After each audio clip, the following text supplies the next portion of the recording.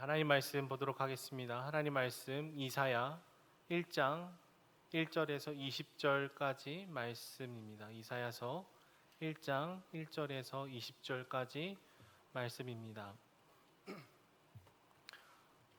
이사야서 1장 1절에서 20절까지 말씀을 제가 읽도록 하겠습니다.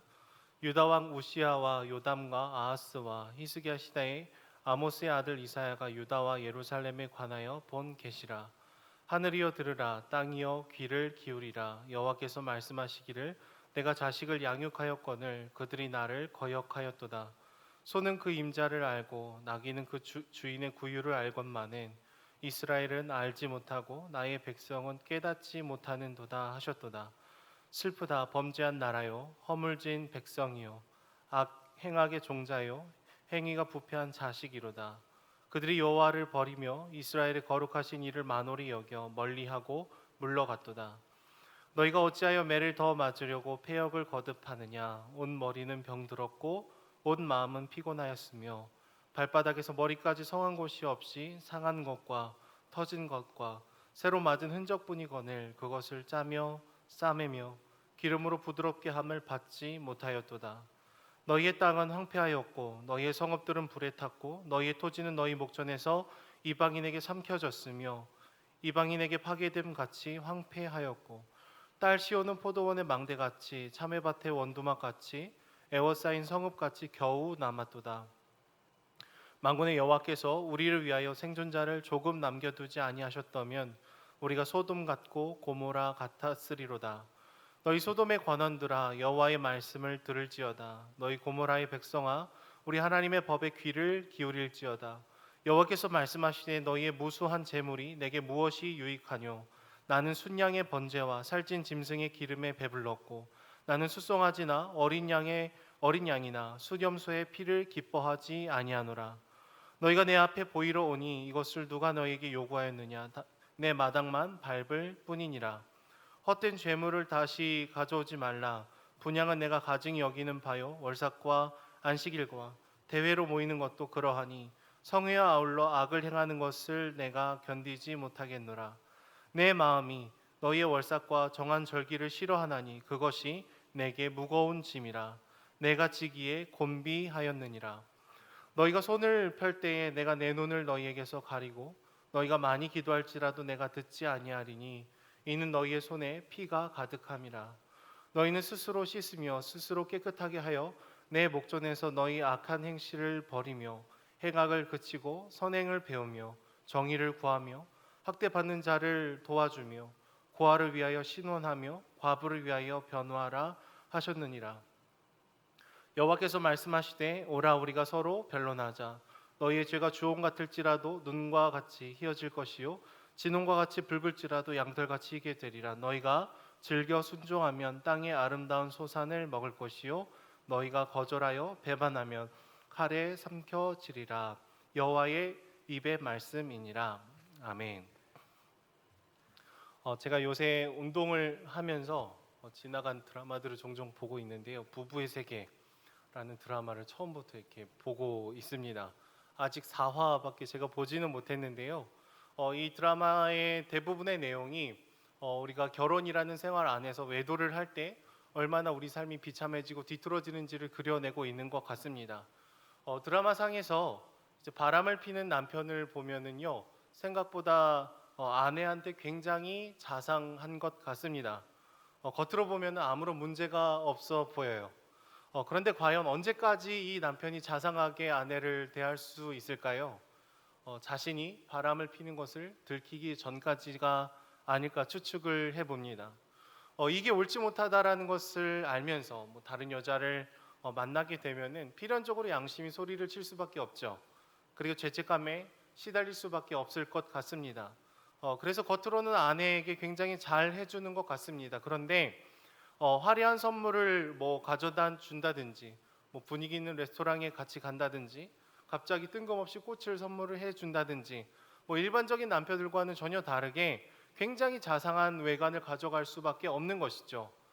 하지만 겉으로는 아무리 멋지고 좋은 것을 준다고 할지라도요, 사실 그 남편의 마음에 문제가 있다는 것을 알게 되면은 그 화려한 선물은 아무런 의미가 없어지게 됩니다.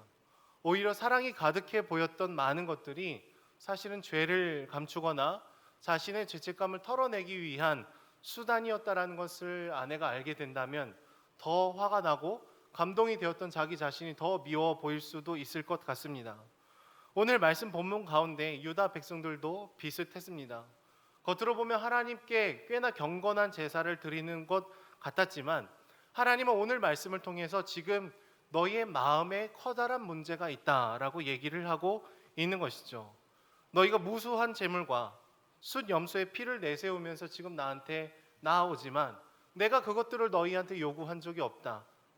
그리고 너희가 지금 바치는 그 화려한 제사는 헛된 재물에 불과하다라고 얘기를 하고 있습니다. 왜냐하면 이스라엘 백성들의 마음속에 지금 문제가 있기 때문입니다. 우상을 숭배하고 말씀을 듣지 않고 하나님을 내 인생의 주인으로 모시지 않는 그 마음의 본질에 커다란 우상을 숭배하고 있었던 것이죠. 하나님을 주인으로 인정하지 않았습니다. 그리고 주님께서 끊임없이 선지자들을 보내주셔서 주님의 말씀을 세워주시고 그 마음이 돌이킬 수 있는 기회를 계속해서 주셨음에도 불구하고 여전히 내가 원하는 그 길, 그 죄의 길 가운데 거하고 있었던 것이죠. 그래서 이스라엘 백성들이 겉으로 얼마나 화려한 제사를 드리든지 간에 주님께서는 지금 너희가 그저 마당만 밟고 돌아가는 것에 불과하다라는 평가를 내리고 있습니다. 북이스라엘뿐만 아니라 남유다 백성들조차도 하나님께 계속해서 나오지 않고 있었던 것이죠. 소와 나귀에 대한 얘기를 하십니다. 소와 나귀도 그 주인을 알고 순종함에도 불구하고 이스라엘 백성들은 그 마음에 깨닫지 못하고 하나님께 나아가지 못하고 있다는 것을 얘기를 합니다. 그리고 더 정확하게 이야기하면은 하나님을 떠나는 삶 자체가 얼마나 우리를 황폐하게 만들고 비참하게 만들고 또 비인격적인 존재로 만드는지를 잘 모른다라는 것을 얘기를 하고 있는 것 같아요. 물고기가 물 밖에 나가면 죽을 수밖에 없습니다. 그것과 마찬가지로 참된 진리이신 주님의 말씀에서 우리가 벗어나기 시작을 한다면 우리는 필연적으로 자기중심적이어지고 이기적이어지고 다른 사람을 비인격적으로 대할 수밖에 없는 그 흐름을 가져갈 수밖에 없는 것이죠. 그리고 다른 사람에게 악을 행하면서도 그들의 아픔에 공감할 수 없는 모습들이 우리 내면에도 생기게 되는 것 같습니다. 분명히 인간편에서 스스로 선택을 한 것이지만 결국 우리를 가장 비참하게 만드는 것이 하나님을 떠나는 것이요 우상을 숭배하는 것이며 죄악 가운데 지속적으로 거하는 것이 되는 것이죠. 당시 남유다 백성들 왕들조차도요 하나님만을 예배하는 것을 거절하고 결국에는 가나안 땅의 우상들을 다시금 끄집어 들이는 모습들을 보게 됩니다. 그리고 그 결과는 자신의 자식들을 불 가운데로 지나가게 하고 우상 숭배 자체가 얼마나 우리가 비인격적으로 나아가는지를 보여주고 있는 것이죠. 결국 우리 눈과 우리 귀와 우리 마음이 다 가려져 버리게 되는 것 같습니다. 그래서 이스라엘 백성들은 영토의 대부분을 서서히 잃어갑니다. 멸망 직전까지 몰려갑니다. 그리고 오늘 말씀 가운데 있었던 하나님의 백성이었던 자들이 하나님의 심판을 받고 있는 모습들이 묘사가 되고 있죠. 발바닥에서 머리까지 온 몸이 성한 데가 없었다. 성읍들이 황폐하게 불타버렸다. 그리고 소돔과 고모라와 같았다라는 굉장히 심각한 평가들을 오늘 말씀에 받고 있습니다. 하지만 6절 말씀을 보시면 어떻습니까? 그들이 기름으로 부드럽게 함을 받지 못했다라고 얘기를 하시죠. 기름으로 부드럽게 함을 받았다라는 것은요 여전히 주님께서 그들을 회복하고자 하는 노력들을 해주셨다라는 것입니다. 하지만 그것을 받지 못했다라는 것은 하나님의 은혜의 손길이 끊임없이 내밀어지고 있음에도 불구하고 돌이키지 않고 순종하지 않고 계속해서 그 죄의 길을 걸어갔었다라는 거예요. 하나님은 계속해서 선지자들을 보내주십니다. 그리고 다시 돌아올 것을 끝까지 요청을 하고 계셔요. 하지만 그들이 회복을 거절한 것이죠. 오늘 말씀을 처음부터 끝까지 이렇게 쭉 살펴보면은 이스라엘 백성들을 고발하는 것 같은 내용들로 가득 차 있는 것 같습니다. 하지만 자세히 살펴보시면 여전히 하나님의 은혜가 흐르고 있다는 것을 저희는 발견을 할 수가 있죠. 9절 말씀을 보시면 만군의 여호와께서 우리를 위해서 생존자를 조금 남겨 두셨다라는 얘기를 하고 있습니다. 이스라엘 백성들이, 남유다 백성들이 여전히 문제가 있었음에도 불구하고 하나님의 말씀을 따르는 그 소수를 주님께서 친히 남겨주시고 회복의 통로로 삼으려고 노력을 하셨다라는 거예요. 그 16절 말씀을 보시면 악행을 버리고 삶을 돌이키면 다시금 하나님의 은혜가 내릴 것에 대해서, 18절 말씀을 보시면 그렇기 때문에 너희가 이제는 선택을 해라 라고 얘기해 주십니다. 지금이라도 죄를 고백하고 돌이키면 뭐래요? 너희의 죄가 주홍과 같을지라도 눈과 같이 희어질 것이라고 계속해서 기회를 주고 있으신 것이죠.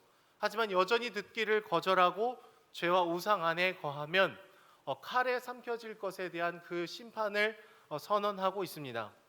저 안에 사랑하는 여러분, 오늘 우리가 다시 시작하는 이 이사야서의 이 말씀은요, 주님께로 온전히 돌아오는 이 말씀은 오늘 우리를 향한 말씀인 줄로 믿음으로 받으시기를 소망합니다. 여러분, 우리는 가끔 예수님의 그 십자가의 사랑을 의존해서 더 죄를 향해서 나아갈 때도 있는 존재들입니다. 괜찮겠지, 다 용서하셨으니까 이 정도는 괜찮겠지라고 은연중에 생각을 할 수도 있는 것이죠. 하지만 로마서에서 사도 바울은 그럴 수 없다라고 얘기를 단호하게 합니다. 진정한 하나님의 은혜를 경험한 사람들은 예수 그리스도의 그 보혈을 절대로 함부로 여길 수 없다라는 것을 얘기를 하죠.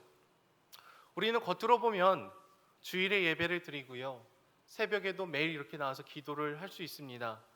꽤나 경건하게 자기 스스로를 인식할 수도 있어요. 하지만 매 순간 우리 삶 속에서 여전히 하나님이 주인이 되시지 않는 그 삶의 영역을 슬퍼하고 돌이키고 하나님의 말씀에 순종하고 나의 그 자아가 깨어지는 경험들이 우리 안에 지속적으로 일어나지 않는다면, 우리 내면의 그 변혁이 계속되지 않는다면 우리는 겉으로 꽤나 괜찮은 우리 신앙에 속아서 우리 마음의 본질이 회복되지 않는 모습을 보일 수도 있는 것이죠.